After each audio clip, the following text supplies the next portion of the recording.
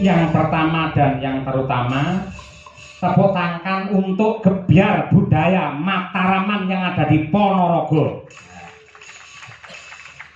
Kerjasama yo mak antarane Dinas Budaya Pariwisata Provinsi Jawa Timur kelawan DPRD Provinsi Jawa Timur dasare direngkuh kelawan Bapak Bupati ing Ponorogo. Bener kepara nyatana.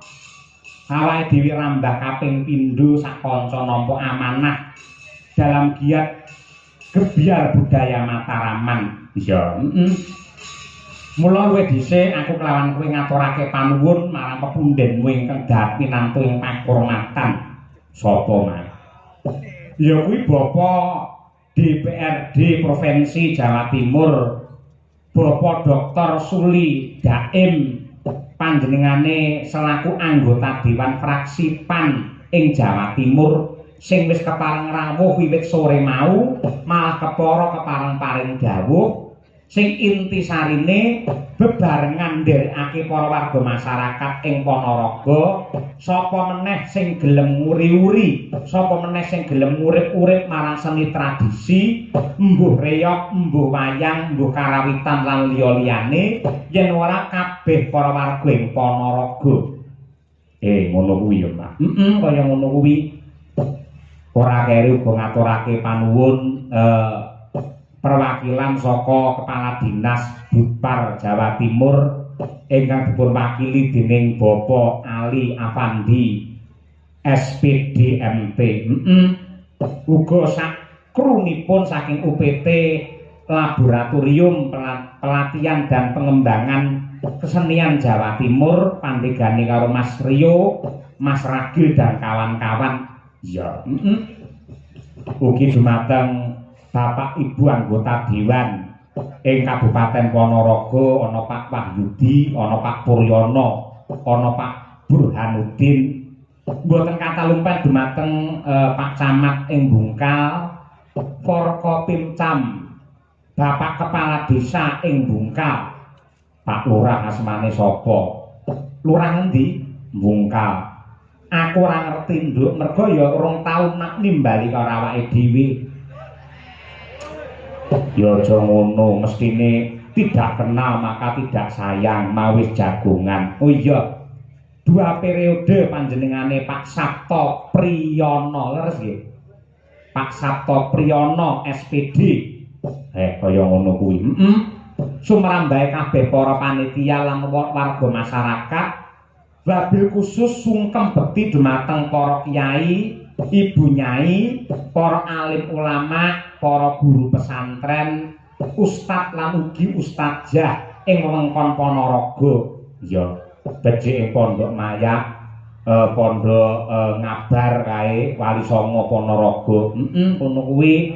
Lan uga pondok pesantren liya-liyane sing nyatane ketika negara ini mulai porak-poranda, maka santri pesantren yang siap untuk membangunnya kembali.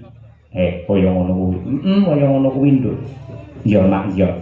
Lah sing jenenge pagelaran wayang kulit ini juga sebagai pengembangan ruang kreasi dan jaringan orang kreatif di Jawa Timur.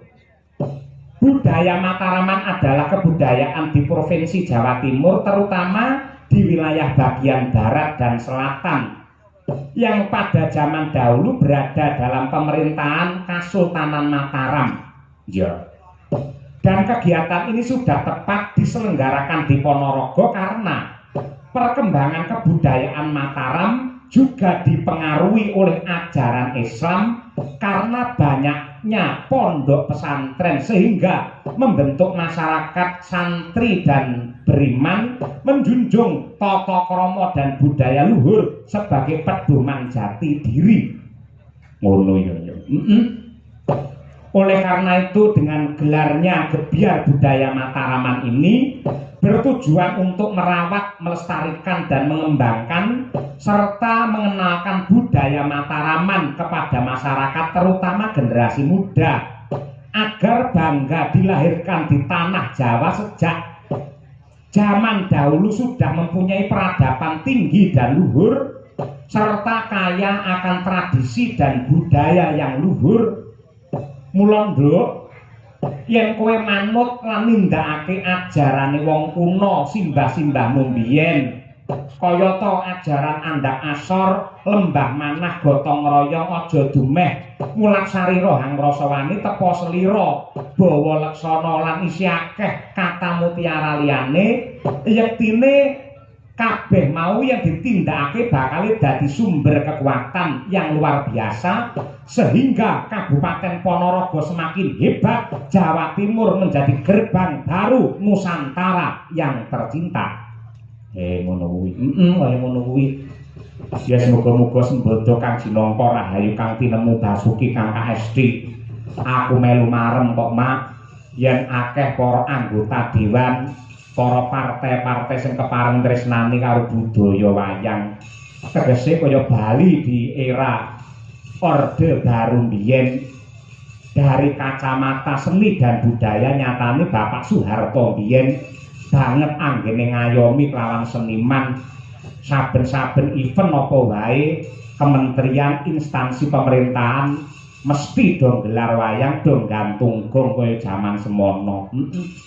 Mula raneh ramokan lamun to negarane bisa ayom-ayem tentrem jenjem permanem malah iki pancen bakal digiyatke meneh lan para-para anggota dewan para pepundhene dhewe iki arepe gugah ya kuwi semangate bab kebudayaan buktine ora mung iki wae besok ya bakal digelar ana ngrayun nadyanto wujude campur sari ku ya budaya ning Ngawi ya digelar lan insyaallah tanggal 14 November awake dhewe sak kanca sowan ana ning DPP Golkar Jakarta Barat ya kuwi dalam rangka ulang tahun Golkar yang ke-61 wayangan meneh. Ngono ya Pak. Kaya ngono kuwi. Mula beci ayo nderekake kabeh para warga masyarakat nyuwun marang Purbane Hyang Agung ndedonga marang Gusti Ingkang Maha Kuwasa mugi-mugi ingkang kawogan para pinisepuh para pejabat sumrambahe para warga masyarakat para penonton ingkang sedaya kepareng rawuh wonten ing mriki lan mirsani lumantar streaming sedaya pinaringan hayu lan rahayu durga mendak kala sirna yuwana Basuki pinaringan rejeki ingkang turah melimpah ruwah kebak barokah sehat lahir batin tentrem lahir batin keselamatan donya nganti tekan akhir Allahumma hasbunallah wa ni'mal wakil Engkang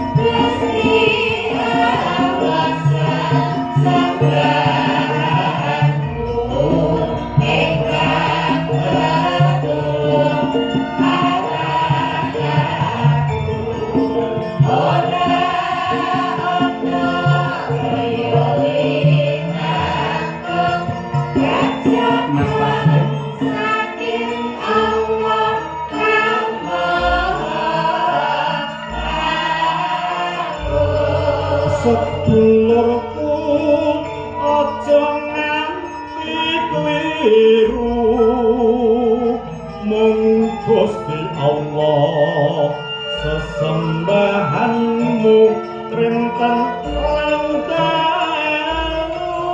mung iman weku kanggo mbrasta mung karo anakku.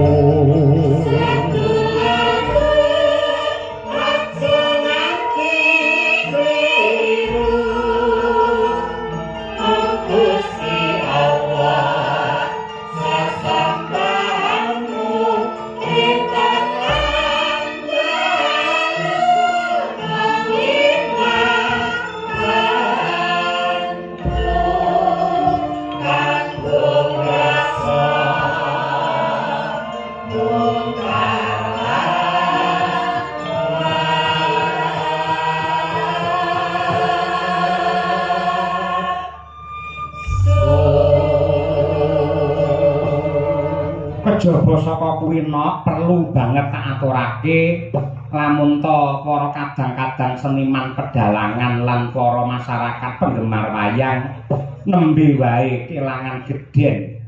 Iya to. Maestro pedalangan sesepuhe para dalang sing biyen asring pentas ditresnani menjadi idolane Kyai Ponorogo wingi dina Kemis ya kuwi Bapak Haji Anom Surata wis piniji sowan ana ngarsane Gusti Allah. Mila kula nyuwun dumateng sedaya kemawon para lenggah, kula nyuwun keikhlasanipun donga panjurungipun mugi-mugi alusipun Ki Haji Anom Surata tinampi wonten ngarsanipun Gusti dipun apura sedaya kalepatanipun satemah tentrem mulya wonten swarganipun Gusti Allah. Allahumma amin ya rabbal alamin. Iya Mas ya. Ya kaya ngono ya yo. Kabeh yang nglakoni kaya ngono. Intisarine ayo saiki nglipur para warga masyarakat ing Bungkal sing kepareng rawuh nderekake para pepunden iki sowan komplit kaya sing wis-wis gamelan wayang saka ngomah kanca-kanca pengrawit jangkep. Ya, warangganane ya komplit. Malah klebu anakku sing lagi sekolah ning Wali Songo ngabar iki mau tak culik. Ya, tak jak rene pamri apa men ora terputus anggone bakale nutupne amale bapake dadi seniman dalang yang beragama. Ya, ngono kuwi. Yen bapake pamane wejangan lek gur ngawur to, Nduk. Iya, ngawur. Nek anakku sak bisa-bisa ana dalile, ana dasare. Si Brahma ki sawah kuwi.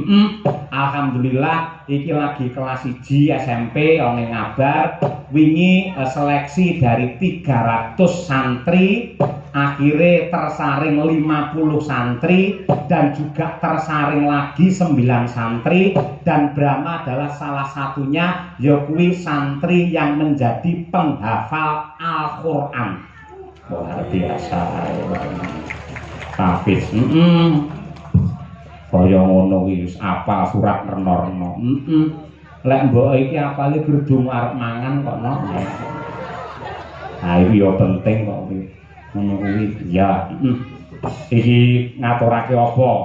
Ana bintang tamune ya kuwi Mas Gareng Tralala karo ya kuwi Mbak Lucy Brahman. Ha iya. Mbak Lucy mula diarani Brahman pancen ya bokonge gedene semono. Luar biasa. Mula mumpung irung besar ayo kok nembang dhisik. Mergo yang besar suwi arep nggih kurban. Monggo Mas Gareng Tralala kula aturi pinarak wonten pepanggungan mriki. Semeneng akhir aja pijer nangis.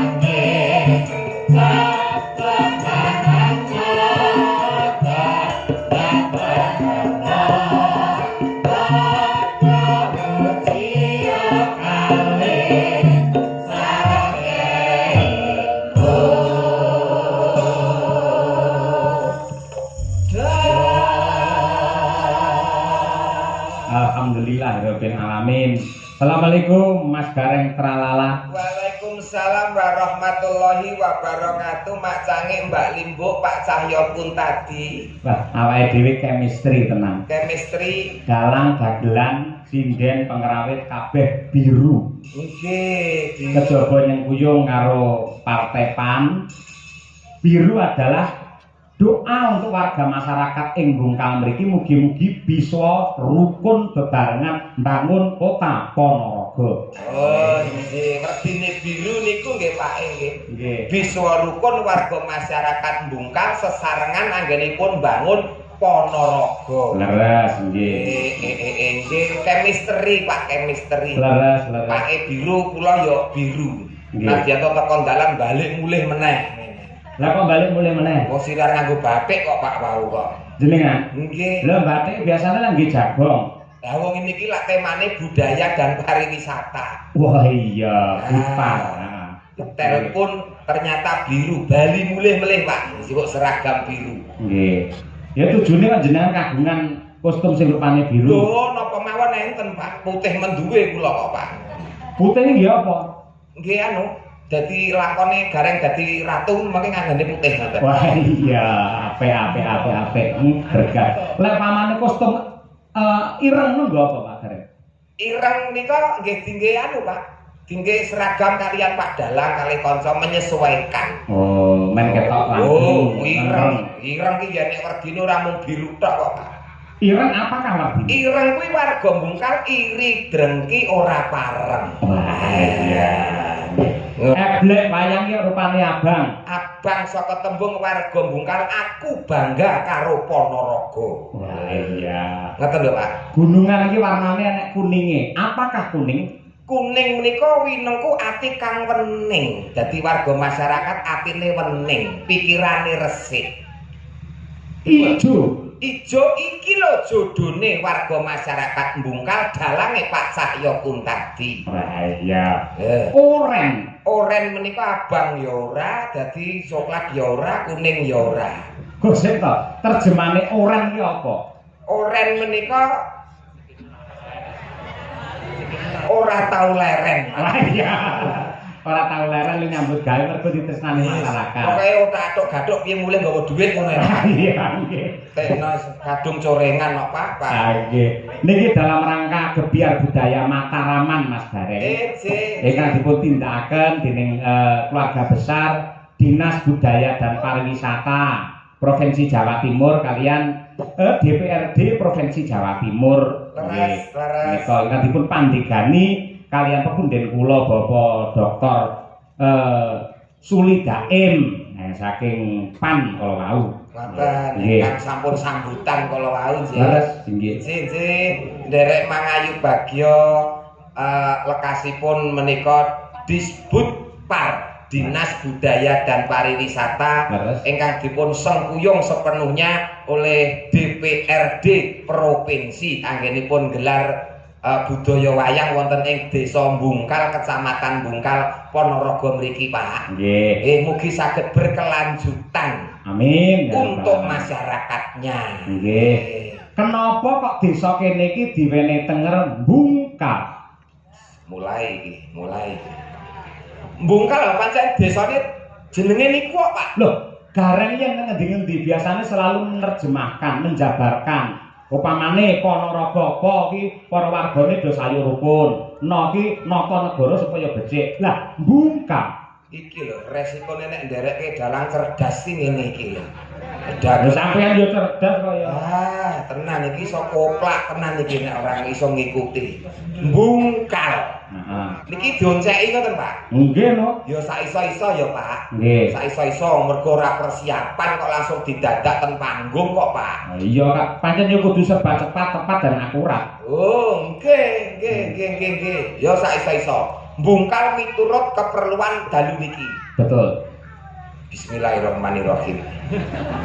Hurufe napa, Pak? B U N G K A L. Terus B Bungkal gitu. B ne bersama-sama Dinas Budaya dan Pariwisata sing diembani utawa diestoni dening DPRD Jawa Timur, Provinsi Jawa Timur gelar acara wayang untuk masyarakat.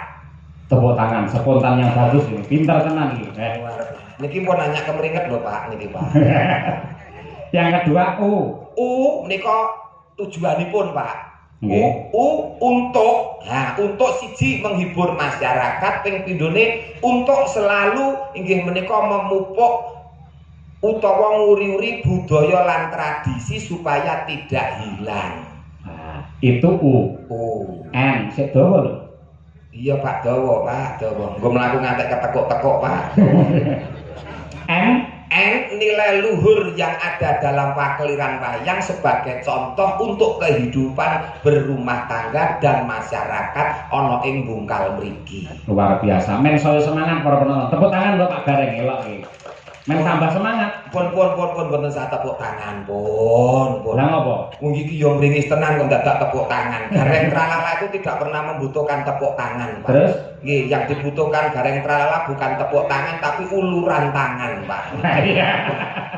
Tak kira saweran. Beda karo saweran. Beda. Uluran tangan iki tegese donga, Pak. Donga, muga-muga pinaringan lancar anggere kula mikir Bungkal niki, Pak. Wah. Nggih, mau apa mau? Niku U, N. Terus G. G ya, Pak ya? Nggih. Nggih, alon-alon, Pak. Alon-alon, yo nganggo mikir kok, Pak. generasi milenial, generasi muda, generasi yang akan datang diharapkan akan tetap selalu cinta akan budaya dan tradisi Indonesia. Luar biasa nggih. Nggih. Ora rugi sewengi 750 ngene iki. Lah nggih, arep golek jangkep 1000 kok angele.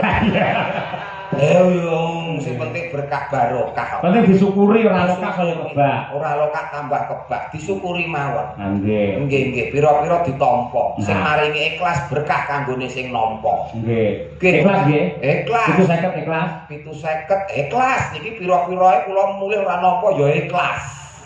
Nek raimu kok pucet ngono? Mboten pucet nyatraine gareng pun ngeten iki tegese kula mulih keng mriki lahir batin Pak ora disangoni ikhlas. Sebabe Wis lunas. wah iya. Le cemepak Wani gleling mergo wis lunas niku Pak. Terus K. Kepara nyoto.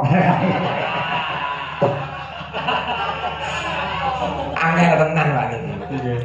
K. Kebudayaan dan pariwisata sinergi untuk bersama-sama menghibur dan memberikan edukasi terhadap masyarakatnya melalui pentas wayang kulit. Wah, elah. Ya dikompleti dengan dalang sapa bisa? Dengan dalang Ki Cahyokung tadi satu-satunya dalang yang terbaik, best of the best, dalang idola. Saka tembung idola iki dalang ora larang. Iya. Ya ora apa-apa mau golek dulur kok. Nggih, waton larang-larang malah ora ketanggap malah merongos ning omah. Betul, Pak. Betul. Kula jenengan karo kanca-kanca iki sing penting lek iso metu kok omah ngoten, Pak. Iya. Kan omah yo bunek kok, Pak. Iya. Iya. A. Mbok kula dewangi to, Pak? Yo ora, aku tugase dhewe-dhewe. Oh iya. Aku sewengi lho aku bakal mikire. Akan menjadi barometer tolok ukur di Provinsi Jawa Timur untuk provinsi-provinsi yang lain, budaya dan pariwisata sing selalu ngrembaka. Tepuk tangan untuk Jawa Timur. Iya. Iki ngongkon tepuk tangan karo mikir dhek bar iki apa. Nggih. Iki mau apa? Iki A. Terus kari dhewe. L. Larso melu ra Larso. Ora melu. Lagi umroh. Layak untuk diteruskan, layak untuk dilanjutkan acara seperti ini karena banyak manfaat yang positifnya untuk masyarakat, manfaat yang positifnya untuk Jawa Timur. Wah, nggih. Tepuk tangan. Nggih, Mas Jajak. Nggih. Nika Jajak mriki jijik. Niku lho, semunipun pepunden kula menika ingkang minangka pakurmatan Pak Ali Afandi menika saking perwakilan Kadis Burpar Jawa Timur. Rena penggalihe mergo jenengan sampun saged menjabarkan tentang bungkal niki wau. Nggih niki miturut kepentingan dalu niki. Wau nggih paring dawuh panjenenganipun Pak Ali menika. Insyaallah mangke teng Ngawi nggih badhe wayangan. Lah nggih bareng terjemahne ngeten niku kula kelingan wingi ten Blitar nggih Pak nggih. Kan terjemahke desa Blitar rampung cek ngoten niku langsung pimpinane munggah panggung nyawer 500 teng Blitar wingi nggih Pak nggih. Sik, arahmu ki arepe golek saweran apa piye? Mboten teng Blitar iki lak nggih terjemahke ngoten lho. Ya Blitar karo kene beda. Lho lah nggih kula anut kelingan lak entuk to Pak kelingan ki lak ya itu. Carane piyayi maringi rejeki marang seniman, ora kok langsung mene dhuwit ngono ki ora. Ning sapa ngerti, ya toh. Mau panjenengane Pak Ali paring dawuh. Setelah ini kalau nanti lancar Pak Dalang, kita pindah wayangan Gebyar Budaya Mataraman di Ngawi dan juga di Pacitan. Wayangan klasik tanpa bintang tamu dagelan bareng. Ora apa-apa. Niku sasine napa kira-kira? Kira-kira mangke ya Desember utawi Januari. Desember gede-gedene sumber, Januari hujan sehari-hari. Terus wayangan ora nek garenge udan. Sik, ndek iki ning Blitar aku ngejak kowe kok udan deres yo an. Anu lali jopone, Pak. Jopone. Mboten wis pokoke tetep klasik ndak masalah, sing penting lancar, wayang tetep ngrembaka. Nggih. Ini yo komplite tetep ngangge gareng kok. Lho, kula ora dijaki tetep nusul, Pak. Iya. Wani ngeyele kok, Pak. Nggih. Kula golekne kanca. Niki waranggono domestik saking Ponorogo sing ibaratnya digodhog wis ora iso empuk. Wis alot banget ya, Pak. Nggih, ngoten niku. Mbak Lucy Brahman. Coba kaya apa? Men jumeneng. Ya. None none none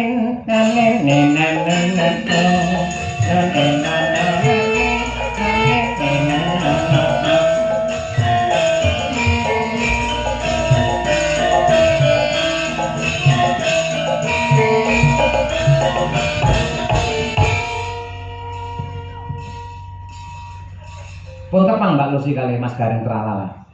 Waleh. Nek ora kepenak nek waleh.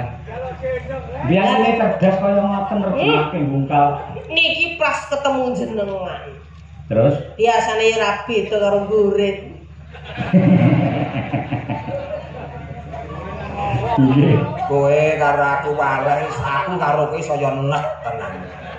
Awan Lucy, sore Lucy, wengi Lucy. Wis, nek tenan, Pak.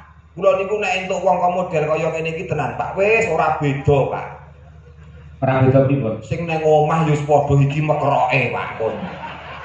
Piyai Putri yen lemu iki tandane tentrem atine mergo diayomi karo sing kakung. Urung karuan dablek ya iso kok ngono kuwi kok.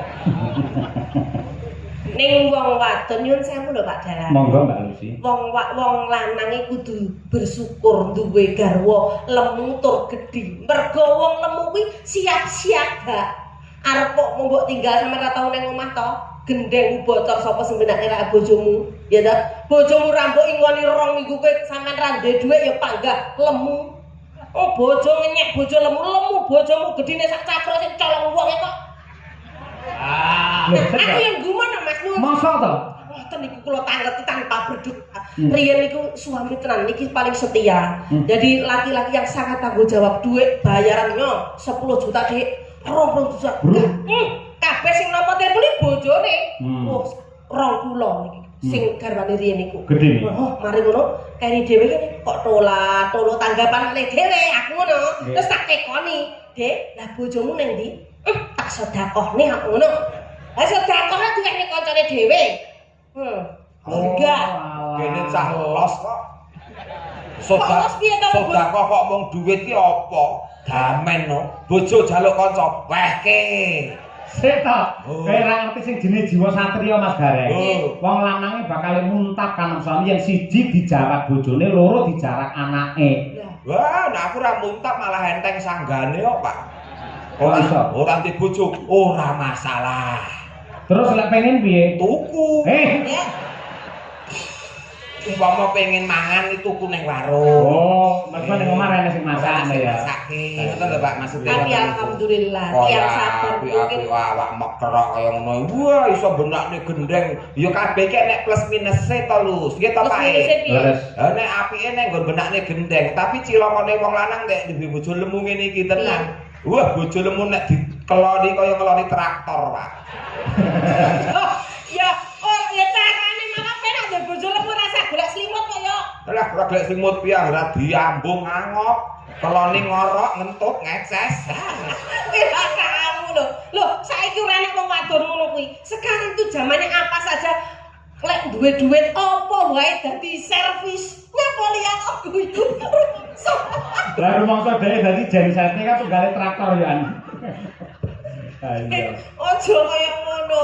Tegese dhek iki menghina emansipasi wanita. Lah, leres kamu itu termasuk menghina emansipasi wanita. Sekarang itu persamaan gender tegese wong lanang kuwi juga wong wadon juga bisa sepadan dengan perempuan. Contohnya, pemimpin negara kita dulu pernah menjabat sebagai mantan Presiden Republik Indonesia. Oh, Yo Putri. Terus Bu napa kuwi Gubernur Jawa Timur ya Putri Bu Khofifah. Tegese emansipasi wanita, kesetaraan gender lah. Dadi pakaryan sing kulinane ditindakne Pyai Kakung. Wong putri ya bisa. Ora karuan kabeh. Contone Bong supit kae. Ora enek bong supit wedok, umpama enek lho aku tetakan meneh kok. Bong supit iki sunat nih. Heeh. Enek wis tau ngerti kowe bong supit wedok. Sing nyunat ngono ya. Oh, mesti aku karo Pak Yoyo antri esuk dhewe no teko nae. Nggih. Ning Piyayi Putri niku rekoso lho Mas Gareng. Kok mboten kok bilani Mbak Lucy mboten. Rekosane napa? Kula kali panjenengan dilahirkan dari rahim seorang ibu. Terus Gimbal bayi 9 sasi 10 dina. Rekoso banget. Terus yang lahiran niku yen ora pepak sambung tuwe iso gondol nyawa. Mergo kaprahe ning agama mau diarani perang cakil ngoten niku. sabil, Pak. Oh sabil. Perang sabil, senes cakil, Pak. Iya, Senes sabil. cakil. Urung lek putrane ora metu-metu. Lho, dijahit ora mau dijahit yo bras ku yo tok nyawa. Ngono lho. Wong lanang apa paling wong lanang terus disupit pisan tok wis selawase kok. Lho justru malah lara iki lara wong letet-tetak timbang wong lairke lho. Wah jan pengalamanmu ki cetek kok lho. Lara wong wedok ki laire. Lara wong tetak. Lah nyapa? Wong tetak pisan wae kapok, wong lairke lho ngantek 6, ngantek 7. Oh, Ning Mas Gareng kudu eling. Napa? Wanita adalah tiang keluarga. Lah, Wanita adalah Tiang keluarga. lah, kula ki tiang jaler, Pak. Yo Pak.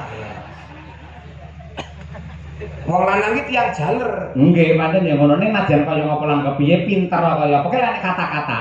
Kata-kata Dibalik dibalik suami yang hebat pasti ada istri yang setia. lah. Nah, ngono kuwi. Kula ketok iso kaya ngeten iki. Niku mergo dongane bojo kula Bu Kesi. Seorang istri selalu mensupport sing kakung, makanya menjadi seorang laki-laki yang hebat dia langkondang.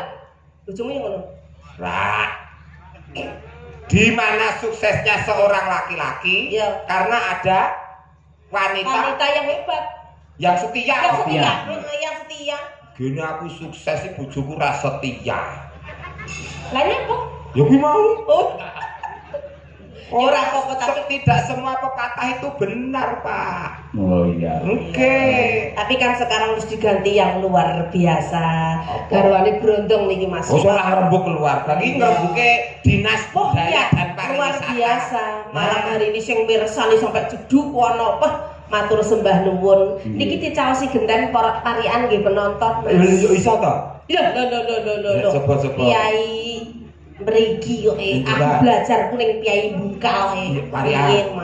Yo yo. Pamane pripun? Nggih. Nah, piye? Ngecor beton digawe sumur. Cakep. Mugi para penonton panjang umur. Amin. Terus ngemut besi. Mbok ngemut liyane. Ya Ngemut pariane sing bener apa-apa, sing penting nyambung. Iya, Ayo. iya. Dilat besi nakno. Mau wis dimut kok terus didilat iki lho. Lah ora bener-bener. Ora positif kuwi. Oh iya. Ngemut-ngemut dilat. Ngemut besi. Terus Ngemut besi. Iya ya, kita. Karo mikir kaya ngemut besi. nganti kok. Iya. Aku iso iki jan. Iya, Pak. Ngemut besi. Setengah mati. Setengah mati. Mugi Pak Suli kakak rezeki. Nah, niku Bapak Suli. Ora arep rone kok dadak ngemut besi Lah kok aku ya. tes beneran ngantuk lho. Oh iya. Sampean saiki kagem Pak anu. Warga masyarakat Iya, Bungkal. warga masyarakat Bungkal. Tuku ungkal campuri es. Warga Bungkal kabeh pinaringan sukses. Sik ora masuk akal, ungkal iso karo es iki piye kuwi? Tuku ungkal mampir tuku es lho, Pak. Oh, alah mampir. Sisan ngono lho, Pak, sisan ngono, Pak. Iya. Apa kok ora beneran? Tuku bantal karo ngombe es, ngono ya gak apa-apa. Senengane kok. Iya. Neh, apa neh? Lho, mulai ta kula ta. Silakan. Tuku ungkal dinggo ngasah arit. Warga Bungkal kabeh sugih dhuwit. Amin. Kari dhewe emang iki sing urung kelewatan pokoke. Apa? Tuku ya digawa mrene. Pak Lurah kapan wayangane? Pak Lurah niku guru api-api ae. Oh, kiyaine sae sanget kembang Nggih. anak nggih. Sukses selalu. Yo engko bar iki terus bersih desa mapane ana kantor desa Bungkal kene. Ya, nggih. Hitungake wong kabeh sugih rezeki kok wayangan wis dadi niate Bungkal dijadikan tempat untuk pagelaran wayang oleh Dinas Budaya dan Pariwisata. Betul. Ora mung wengi iki ning kok bakal berkelanjutan. Amin. Ya, Amin. amin. Dengan jalan kisah Yokun tadi. Bintang tamu Gareng. Legend. Nusul. Nggih, niki dawuh napa rumiyin? Nang Mbak Lucy, nggih, Mbak Bien, nggih. Salam.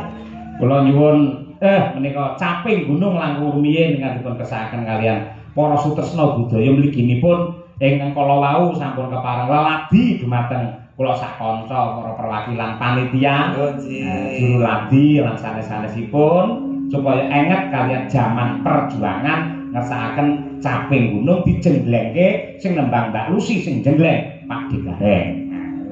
Oke.